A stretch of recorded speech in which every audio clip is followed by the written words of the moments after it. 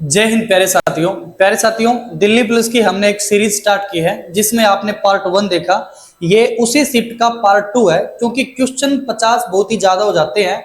उसमें समय की सीमा हमारे पास थोड़ा कम समय है, तो 40-45 मिनट ही हम दे पाते हैं। तो ये अगला पार्ट है, तो इसमें हम देखते हैं। तो शुरू करते हैं। तो प्यारे साथियों, हम सोल्व कर रहे थे 14/11/2023 शिफ्ट का जो एग्जाम हुआ था, जो दिल्ली पुलिस का। तो हमने 14 क्वेश्चनों को सोल्व कर लिया था। आज की क्लास में हम 14 से आगे अपना हमारा जो आज का क्वेश्चन होगा वो यहाँ तक हमने सोल्व कर लिया था। नाइट्रोजन का जो क्वेश्चन था, उत्कृष्ट गैसों का, आज का जो क्वेश्चन है ना, वो हमारा है क्वेश्चन नंबर 15। वर्तमान कीमतों पर राष्ट्रीय आय की गणना खालिस्तान के आधार पर की जाती है। प्यारे साथियों, इसका राइट आंसर है प्रचलित कीमतें। प्रचलित कीमतें ऐसी कीमतें होती हैं, प्रचलित कीमतें ऐसी कीमतें होती हैं जो वर्तमान में बाजार के अंदर सुचारू रूप से कार्यरत हों। जो बाजार में वर्तमान में जो कीमतें सुचारू हों उसी को प्रचलित कीमतें कहते हैं। प्रचलित कीमतें, वर्तमान कीमतों पर राष्ट्रीय आय की गणना की जाती है। अगला क्वेश्चन है, राज्य विधानमंडल के प्रत्येक सदन के को समय समय पर बैठकों के लिए कौन बुलाता है? तो प्यारे साथियों, यहां पर समझना, इसका राइट आंसर है राज्यपाल। क्वेश्चन है, राज्य विधानमंडल के प्रत्येक सदन को समय समय पर बैठक के लिए कौन बुलाता है? आंसर है राज्यपाल। राज्यपाल राज्यपाल के बारे में समझना, राज्यपाल अनुच्छेद 153 के अंदर है। राज्यपाल का जो पद है वो अनुच्छेद 153 के अंदर है। राज्यपाल भाग 6 के अंतर्गत आता है। भाग 6 के अंतर्गत राज्यपाल, भाग 6 के अंतर्गत भाग 6 में अनुच्छेद 152 से लेकर अनुच्छेद 152 से लेकर अनुच्छेद 237 तक के आर्टिकल भाग 6 में शामिल होते हैं। राज्यपाल का जो पद है हमने भारत शासन अधिनियम 1935 से लिया है। अगर ये ऑप्शन में नहीं मिलता तो प्यारे साथियों, ये पद हमने कनाडा से लिया है, क्योंकि भारत शासन अधिनियम 1935 में भी हमने ये पद कनाडा से ही लिया था। तो ये पद हमने लिया है कनाडा से। और राज्यपाल का जो पद है वो अनुच्छेद 153 में 7वां संविधान संशोधन किया गया था 1956 में, जिसके तहत एक प्रावधान किया गया था कि एक राज्यपाल 2 या 2 से अधिक राज्यों का राज्यपाल भी बन सकता है। यानी कि एक राज्यपाल को 2 राज्यों का या 2 से अधिक राज्यों का राज्यपाल भी बनाया जा सकता है। 7वां संविधान संशोधन 1956 में यह प्रावधान किया गया था। प्यारे साथियों, जो राज्यपाल है, राज्यपाल के बारे में समझना, राज्यपाल का पद तो अनुच्छेद 153 में, राज्यपाल अनुच्छेद 154 में है कि विधान कार्यपालिका की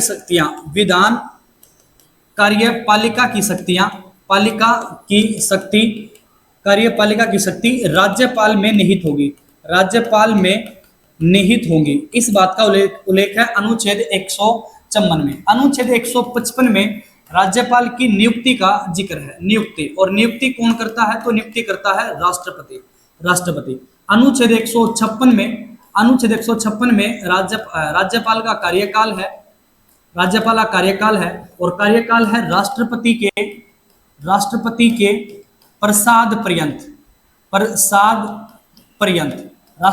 प्रसाद पर्यंत।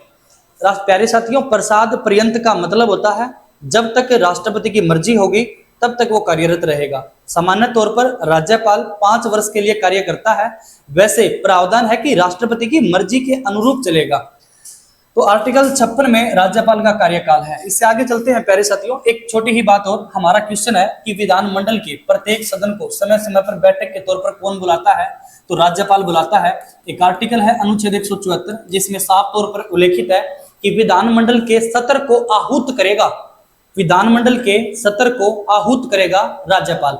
आहूत जो शब्द है, आहूत का अर्थ होता है प्यारे साथियों बुलाना, कि सत्र अगर बुलाना पड़े तो कौन बुलाता है? तो राज्यपाल बुलाता है। इस बात का उल्लेख किस अनुच्छेद में है? आर्टिकल 174 में है। उम्मीद है प्यारे साथियों ये सारी डिटेलें आपको अच्छे से समझ आई होगी। हम आगे चलते हैं। अगले क्वेश्चन में क्या पूछा गया है हमसे? अगला क्वेश्चन है, निम्नलिखित में से किस अधिनियम के द्वारा सरकार प्रतिबंधात्मक व्यापार पर रोक लगाती है? किस अधिनियम के द्वारा सरकार प्रतिबंधात्मक प्रतिबंधात्मक व्यापार पर रोक लगाती है। प्यारे साथियों, यहाँ पर एक एक्ट लिखा हुआ है MRTP act, monopoly restricted trade practice act. इसका अर्थ है monopoly restricted trade practice act. यह एक्ट आया था 1969 में, इसको लागू किया गया था 1970 में। इसके तहत अगर सरकार जितने भी व्यापारों पर प्रतिबंध लगाने के लिए, या फिर मैं बोलूं एकाधिकार को, बाजार में एकाधिकार को समाप्त करने के लिए, एकाधिकार को समाप्त करने के लिए और प्रतिबंधात्मक प्रथाओं को रोक लगाने के लिए, पर कुछ प्रथाओं जो व्यापारियों को नुकसान पहुंचाए, जो बाजार को नुकसान पहुंचाती हो, ऐसी प्रथाओं पर रोक लगाने के लिए ये एक्ट 1969 में बनाया गया था और इसको लागू कर दिया गया था 1970 में। Monopoly restricted trade practice act अधिनियम 1929। उम्मीद है प्यारे साथियों अच्छे से समझ आया होगा। आगे चलते हैं। अगला क्वेश्चन है कि सफल शिकार क्रियाकलापों का जश्न मनाने के लिए सीधी धमाल निम्नलिखित में से किस राज्य के रूप में किया जाता है? तो सीधी धमाल नृत्य पूछा गया है, जो गुजरात में इसका आयोजन होता है। अगला क्वेश्चन है, निम्न में से कौन वैदिक काल में राजाओं के धार्मिक अनुष्ठान करता था? राजाओं के धार्मिक अनुष्ठान समझियो प्यारे साथियों। एक क्वेश्चन वैदिक सभ्यता का है। मैं वैदिक सभ्यता के बारे में कुछ बातें आपको बता देता हूं। वैदिक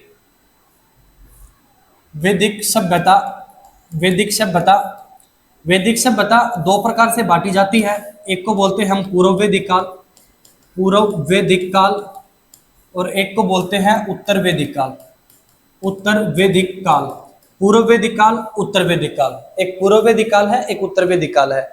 पूर्व वैदिक काल में प्यारे साथियों एक वेद लिखा गया था जिसको हम बोलते हैं ऋग्वेद, और जिसके कारण इसको हम ऋग्वेदिक सभ्यता भी, ऋग्वेदिक काल भी कहते हैं, ऋग्वेदिक काल, जिसके कारण इसको हम ऋग्वेदिक काल भी कहते हैं। उत्तर वैदिक काल में 3 वेद लिखे गए थे, जिसमें एक है सामवेद, एक है सामवेद, दूसरा है यजुर्वेद और एक है अथर्ववेद।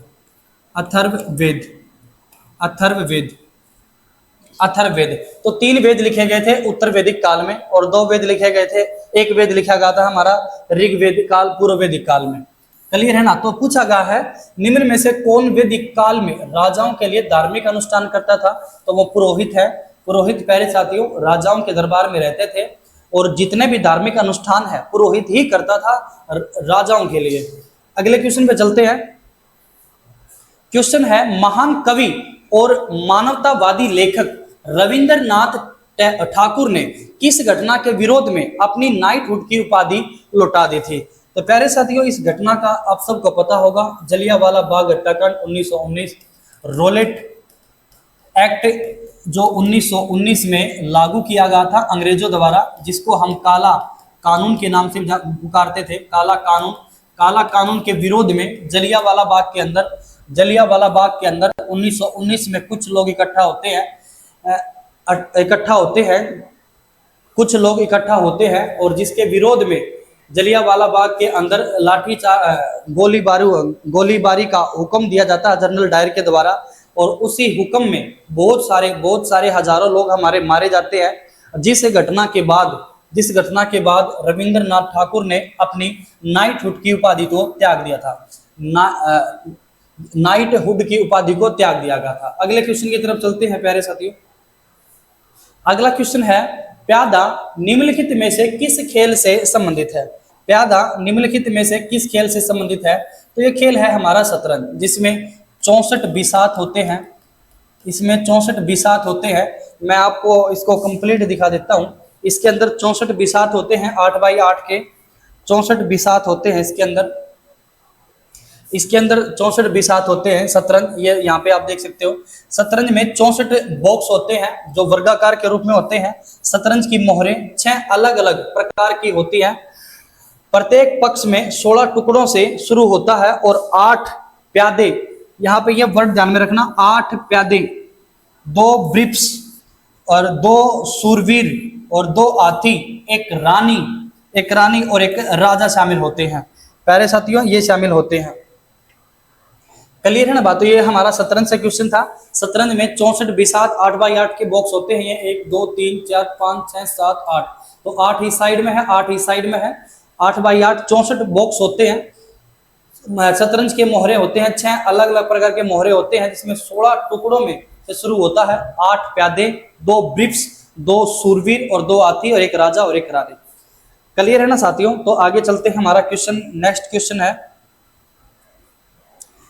क्वेश्चन है यहां पर अगला क्वेश्चन है कि अनंत आर कृष्णन एक प्रसिद्ध वादक है। अनंत आर कृष्णन एक प्रसिद्ध वादक है मृदंग से। अनंत आर कृष्णन प्रसिद्ध वादक है मृदंग से। मृदंग से रिलेटेड और कौन से क्वेश्चन हमारे एग्जाम में आ सकते हैं, तो यहां देखना। मृदंग से रिलेटेड टी गोपाल कृष्णन भी है, पालगर रघु भी हैं, ठाकुर बिकम सिंह और डॉक्टर जगदीप सिंह, के शिवरामन, पी नारायण और रजनी स्वामीनाथन, टी एस नंद कुमार, पत्री सतीश कुमार। इसके अलावा उमलापुरम के शिव रामन, करायकुड़ी आर मणि, रामनाथ और राघवन, दडमुंडी और राय मोहन राय, शेख महबूब, सुमामी, गुरुवयर दोराई, ए वी आनंद, तंजोर रामदास राव और के वी प्रसाद। इसके अलावा ए वी राजा राव, नेवेली नारायण और अक्षय अनंत पद्मानबम। ये सारे के सारे प्यारे साथियों मृदंग से रिलेटेड हैं। यहाँ पे मृदंग की इमेज लगी हुई है, आप देख सकते हैं। इसके अलावा आगे चलते हैं। अगला क्वेश्चन है हमारा, नेक्स्ट क्वेश्चन है, निम्न में से किस वर्ष राजनीतिक हिंसा को दबाने के लिए रोलेट एक्ट पारित किया गया था? निम्नलिखित में से किस वर्ष राजनीतिक हिंसा को दबाने के लिए, तो ये अभी मैंने थोड़ी देर पहले आपके बारे में रोलेट एक्ट के बारे में बताया था कि रोलेट एक्ट 1919 में आया था। रोलेट एक्ट कब आया था? 1919 में, जिसके विरोध में जलियांवाला बाग हत्याकांड हुआ। जलियांवाला बाग के अंदर लोग इकट्ठा हुए जिसके विरोध में, और जहां पर गोलीबारी में बहुत सारे लोग मारे गए, और जिसके बाद उसके विरोध प्रदर्शन करने के लिए रविंद्रनाथ ठाकुर ने अपनी नाइटहुड की उपाधि को त्याग दिया था। अगले क्वेश्चन की तरफ चलते हैं प्यारे साथियों। तो अगला क्वेश्चन है हमारा, भारतीय राष्ट्रपति की न्यायिक शक्तियों और उनकी परिभाषा के संबंध में निम्न में से कौन सा युग्म गलत मिलान किया गया है? कौन सा? तो परिवलंबन, इसका अर्थ है राजा की प्रकृति को बदलने, उसकी अवधि को कम करना, यही गलत है प्यारे साथियों। जैसे अगला समझे तो अक्षमा, यह सजा और दोष सिद्धियों दोनों को हटा देता है, बिल्कुल सही है। 3 है राहत, यह उस सजा के स्थान पर कम सजा देने को दर्शाता है, मूल रूप से दी गई थी, बिल्कुल सही है। रूपांतरण, यह सजा के एक रूप को हल्के रूप में बदलने को दर्शाता है, बिल्कुल। नीचे के 3 ऑप्शन बिल्कुल ठीक है, ऊपर वाला गलत है। अगला क्वेश्चन है, टोक्यो ओलंपिक 2021 में, टोक्यो ओलंपिक 2021 में भारत के लिए पहला पदक किसने जीता था? तो ये जीता था मीराबाई चानू ने। प्यारे साथियों, ये 2021 का, और जो पेपर था, एग्जाम था हमारा, ये 2023 की शिफ्ट में पूछा गया था। अभी आने वाले एग्जाम में हमारे चांस बनते हैं कि क्वेश्चन हो सकता है हमारा पेरिस ओलंपिक से पूछा जाए, जो 2024 में हुआ था। तो उससे संबंधित कुछ क्वेश्चन मैं आपके लिए लेके आया हूं, तो यहाँ पे समझना। ये पेरिस ओलंपिक 2024 का है, पेरिस ओलंपिक 2024, पेरिस ओलंपिक 2024। तो जुलाई अगस्त 2024 के मध्य पेरिस फ्रांस में 33वें ग्रीष्मकालीन ओलंपिक का आयोजन किया गया है। यहाँ पे ध्यान रखना साथियों, हैंडबॉल, फुटबॉल, रग्बी, ये 24 जुलाई से शुरू हो गए थे। जैसे यहाँ पे अगस्त लिखा हुआ ना, तो ये जुलाई की डेट थी, 24 जुलाई से शुरू हो गए थे 3 गेम। एक हैंडबॉल है, एक फुटबॉल है और एक रग्बी है। 24 जुलाई से शुरू हो गए थे। पेरिस में 3 ग्रीष्मकालीन ओलंपिक कराने का खिताब की मेजबानी का खिताब इसने जीत लिया है। इन्होंने 3 बार आयोजन किया है, और ऐसा करने वाला यह दूसरा शहर बन गया है। इससे पहले लंदन ने 1908 में, 1948 में और 2012 में खेलों की मेजबानी की है। पेरिस ने प्यारे साथियों 1900 में, 1924 में और 2024 में इसकी मेजबानी की है। ये दूसरा बन गया। पहले कौन था? पहले लंदन था। इससे पहले कौन था? लंदन। 1908, 1948 और 2012 खेलों की मेजबानी की थी। अगली स्लाइड में देखते हैं इसकी जो थीम थी वो थीम थी let's move and celebrate. Paris Olympic की जो थीम थी वो है लेट्स मूव एंड सेलिब्रेट। इसका आदर्श वाक्य गेम्स वाइड ओपन। इसका शुभांकर द प्रीगेज, यह प्रीगेज की इमेज लगी हुई है, इनको प्रीगेज बोलते हैं, प्रीगेज। इसके अलावा पेरिस ओलंपिक में 206 देशों की राष्ट्रीय ओलंपिक समितियां और आईओसी शरणार्थियां ओलंपिक टीम ने भाग लिया था, ओलंपिक टीमों ने भाग लिया था। पेरिस ओलंपिक में 10,500 प्लस खिलाड़ी और कुल 32 खेल और 329 संप्रदाय शामिल थी, 329 संप्रदाय शामिल थी। और इस बार 4 खेल जैसे ब्रेकिंग, स्पोर्ट्स, क्लाइंबिंग, स्केटबोर्डिंग और सर्फिंग को शामिल किया गया है, जिसमें ब्रेकिंग यानी कि ब्रेक डांस ने ओलंपिक में अपनी शुरुआत की है। उद्घाटन समारोह में ओलंपिक इतिहास में पहली बार किसी नदी, सीन नदी, मेरे साथियों सीन नदी के किनारे पेरिस शहर है, तो पेरिस शहर किस नदी के किनारे है? सीन नदी के। पेरिस सीन नदी में आयोजन किया गया है। अंतरराष्ट्रीय ओलंपिक समिति के अध्यक्ष, मेरे साथियों ये भी याद रखना, थॉमस बाख है। अंतरराष्ट्रीय पेरिस ओलंपिक के संस्थापक थॉमस बाख है। वापिस चलते हैं क्वेश्चन की ओर। तो ये पेरिस ओलंपिक से रिलेटेड कुछ इंपॉर्टेंट फैक्ट थे, हमने वो देखे। सारा का सारा पेरिस ओलंपिक करवाना संभव नहीं है पेरिस साथियों, क्योंकि हम प्रीवियस ईयर क्वेश्चन देख रहे हैं। अगला क्वेश्चन है भारतीय संविधान का कौन सा अनुच्छेद विधेयकों पर राज्यपाल की स्वीकृति से संबंधित है? अभी हमने राज्यपाल के बारे में ना बहुत सारी डिटेल देखी है, और यहाँ पे जो आर्टिकल है वो अनुच्छेद 200 है। अनुच्छेद 200 विधेयकों पर राज्यपाल की स्वीकृति से संबंधित है। तो इसका आप लगा देना, क्योंकि राज्यपाल के बारे में हमने अभी डिटेल में देखा था। निम्नलिखित में से कौन सा विकल्प आग्नेय चट्टानों का उदाहरण है? निम्न में से कौन सा विकल्प आग्नेय चट्टानों का उदाहरण है? तो आग्नेय चट्टानों में यहाँ पे रायोलाइट इसका राइट आंसर है प्यारे साथियों। चट्टानों के अध्ययन को मैं आपको बता दूं, चट्टानों के अध्ययन को पेट्रोलॉजी कहते हैं। चट्टानों के अध्ययन को पेट्रोलॉजी कहते हैं। चट्टानों के अध्ययन को, चट्टानें 3 प्रकार की होती हैं। एक होती है आग्नेय चट्टानें, एक होती है अवसादी चट्टानें, और एक होती है रूपांतरी चट्टानें। रूपांतरी चट्टानें, आग्नेय चट्टानें, अवसादी चट्टानें, रूपांतरी चट्टानें। आग्नेय चट्टानों को प्राथमिक चट्टानें भी कहते हैं। प्राथमिक क्योंकि निर्माण में सबसे पहले इनका निर्माण होता है। इनको सेकेंडरी चट्टानें और इनको तृतीयक चट्टानें कहते हैं। प्राथमिक, सेकंड और तृतीयक चट्टानें। आग्नेय चट्टानों का निर्माण सबसे पहले होता है। आग्नेय चट्टानों का निर्माण लावे से होता है, लावे से निर्मित होती है, लावे से निर्मित। एक क्वेश्चन और पूछा जाता है, यहाँ पे क्वेश्चन पूछा जाता है कि किन चट्टानों में आभूषण पाए जाते हैं? तो आभूषण पाए जाते हैं आग्नेय चट्टानों में। किन चट्टानों में खनिज पाए जाते हैं? तो खनिज पाए जाते हैं रूपांतरी चट्टानों में, और अवसादी चट्टानों में खनिज पाए जाते हैं। यहाँ पर रूपांतरी चट्टानों में मैं यहाँ पे बात करूं तो जो संगमरमर है, संगमरमर, ये सारे के सारे रूपांतरी चट्टानों में मिलते हैं। अगले क्वेश्चन की तरफ चलते हैं। अगला क्वेश्चन है निम्न में से किस भरतनाट्यम नर्तक ने 2021 में प्रतिष्ठित नाटक कला निधि पुरस्कार प्राप्त किया है? तो वो है चित्रा विश्वेश्वरन। चित्रा विश्वेश्वरन। यहाँ पे आप समझना, कुछ बातें भरतनाट्यम के बारे में कर लेते हैं। तो भरतनाट्यम के बारे में समझना, भरतनाट्यम यहाँ पे ये भरतनाट्यम के बारे में है। इसका पुराना नाम सादिर था। इसका पुराना नाम सादिर था। सादिर नृत्य ऐसे नृत्य को बोलते हैं जो मंदिरों में किया जाता है। इसके अन्य नाम दासियट्टम है, एक अग्नि नृत्य है। इसकी जानकारी 2 बुकों से मिलती है, एक शिलाधिकारम और एक है अभिनय दर्पण। यह मंदिरों को समर्पित है, शैव धर्म के विचारों को प्रस्तुति करता है। नृत्य का आरंभ अलारिपु से होता है। नृत्य का आरंभ होता है अलारिपु से। इसमें 6 भाग होते हैं, अलारिपु, जाति स्वरम, शब्दम, और इसके साथ लघु रचनाएं हैं जैसे वर्णम, एक जिसमें नृत्य और नृत्य दोनों शामिल है। नृत्य और नृत्य दोनों शामिल है।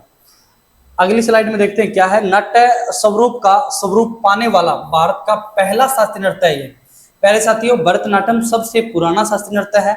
मैं आपने बता दूं शास्त्रीय नृत्यों की संख्या 8 है।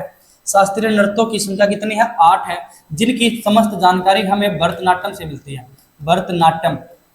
भरतनाट्यम से मिलती है, जिसके लेखक भरत मुनि है। भरत मुनि, जिसके लेखक हैं भरत मुनि, इसी से जानकारी मिलती है हमें शास्त्रीय नृत्यों की। भरतनाट्यम सबसे पुराना है,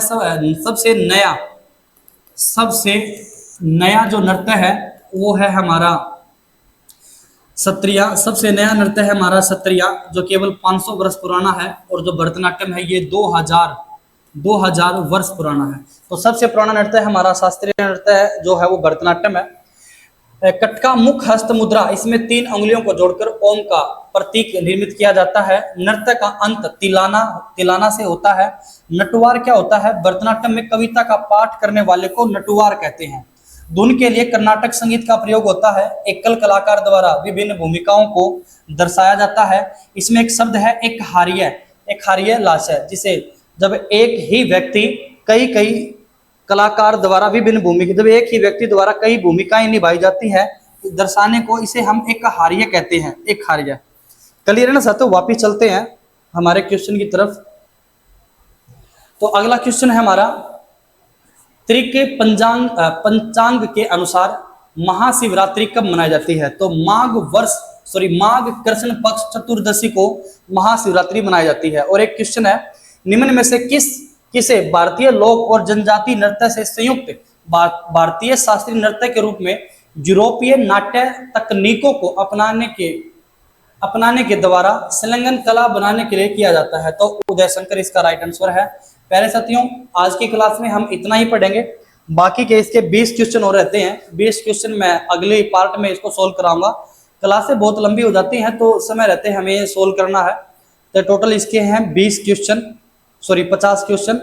तो बाकी के 50 क्वेश्चन इसके बाद रीजनिंग का पोर्शन आता है, तो ये जीके का पोर्शन है। हर शिफ्ट का एनालिसिस बहुत ही अच्छे ढंग से, अच्छी डिटेल के साथ मैं आपके लिए लेके आ रहा हूं। प्यारे साथियों, अगर ये मेहनत आपको लगे, अगर जरूरत लगे तो वीडियो को लाइक कर देना, चैनल को सब्सक्राइब कर देना। और आगे की और भी शिफ्टों का एनालिसिस देखने के लिए हमने टारगेट रखा है कि एग्जाम तक हम कंप्लीट जितने भी हमारे पिछले साल की शिफ्टें हुई हैं 2023 में, जो नवंबर दिसंबर के अंदर जो एग्जाम चले थे, वो कंप्लीट एनालिसिस हम आपके लिए लेके आ रहे हैं। तो प्यारे साथियों, हमारे साथ बने रहिए। ब्राइट सक्सेस पॉइंट गोहाना, अगर आप ऑफलाइन पढ़ना चाहते हो तो हमारे सेंटर जो गोहाना में है वहाँ पे विजिट करें। जय हिंद।